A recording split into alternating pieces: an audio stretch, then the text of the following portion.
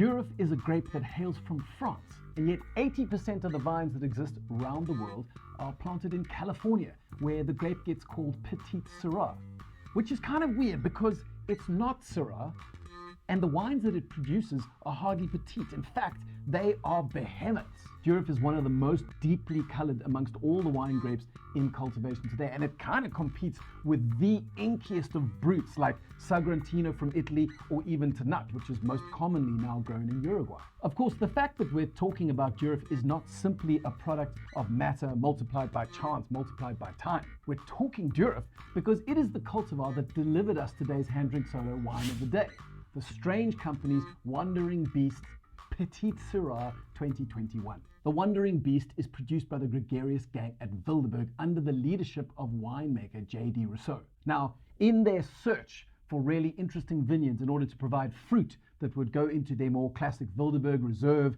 or their Wildeburg Terroir range, they often stumble across these vinifical oddities and unusual cultivars that they are just unable to resist. So, Strange Company is a sort of conceptual home where all these unusual cultivars and wines can all live happily together. Strange Company's adventurous winemaking spirit is right up our street here at Hand Drink Solo, and that's why this Wandering Beast is in fact the third wine from the Strange Company stable that we've showcased. The first was the White Blend Tea Leaf, which comes from vines that have been interplanted amongst rooibos bushes, of all things. And then the second one we featured was the Underworld Blend number 3, which featured part of our series on wines built for dystopia and climate change. Earlier we told you that Durif spends most of its time being called Petite Sirah. Now this is because American winemaker Charles MacIver,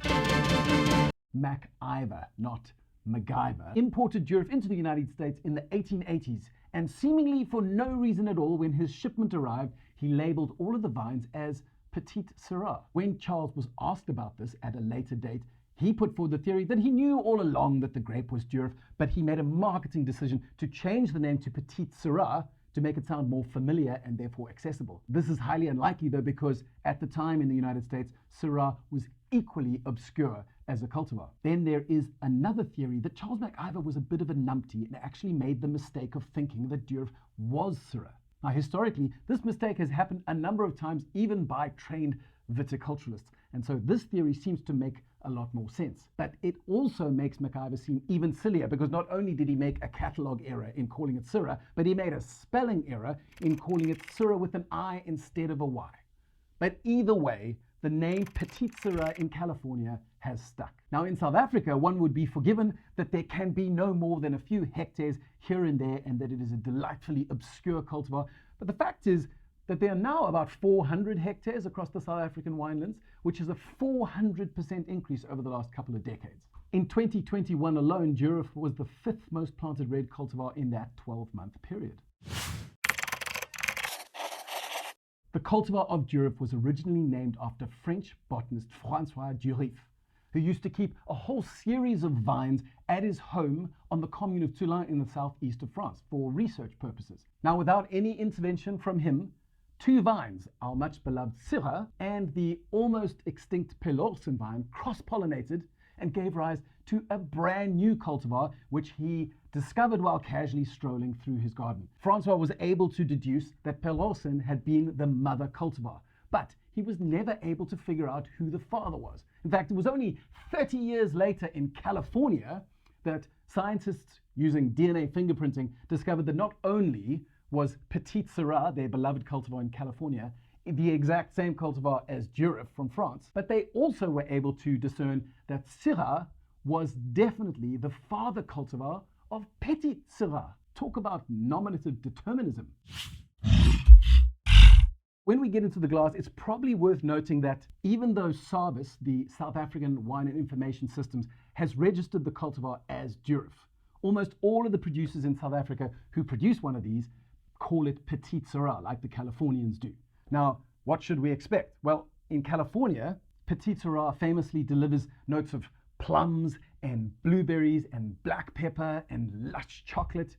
But as we know, the Californian climate and predominant winemaking culture is capable of delivering very different styles of wine to perhaps a progressive small batch winemaking team from Franschhoek using fruit from both Franschhoek and Achterpaal. So rather than speculate, let's get into the glass and see what we get. Well, the nose is absolutely gargantuan. It's like an elephant seal cosplaying as Pennywise from It. So you get these huge brooding black fruit notes, kind of rich black plum. There is the blueberry. In fact, there is a touch of cocoa. There's also a little bit of maybe savory leather, which blows off over time, and then also a touch of cinnamon. Now, when we take a sip, well, that really inviting rich black fruit nose follows through onto the palate. And so it starts out with lovely, soft, lush, rich black fruit, kind of elements of black currant, black cherry. But honestly, that's the last time you ever really get to describe anything on this wine as soft, because the tannins are delightfully dense and they are kind of needed to hold that fruit up in the core. So you have this onslaught of black fruit, but it's held perfectly in place. What's quite impressive about this wine is that despite being 14.5% alcohol, it is in no way jammy. So the blueberries are like fresh blueberry fruit, and the blackberry is nothing like blackberry jam. It's all quite articulate.